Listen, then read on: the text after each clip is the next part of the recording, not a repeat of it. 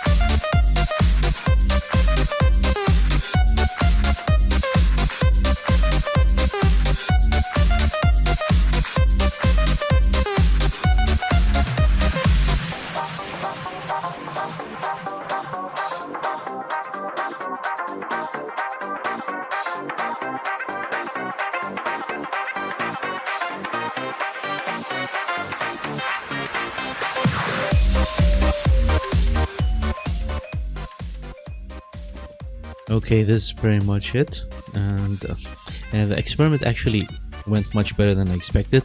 I struggled a little in the first image of the three, and then I started figuring it out in the second one. Actually, in the second one specifically, preserving the sketch layer made the character look more realistic. This really works for clients who don't mind a more concept art painted style as opposed to a very clean look, and it does look like traditional paints in the end, so it does work. It's still a clean style. It's a style, but it's not, yeah, it's not bad, it's not perfect, but it works. And I'm gonna be showing all three of them right after this bit now.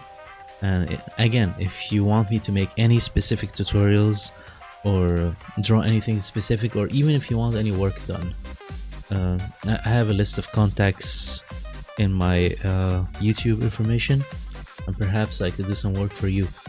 Well, and if you want anything specific, like a specific video or any topic you want me to cover, just write them in the YouTube comments below, and I'll see you in the next video. Bye bye.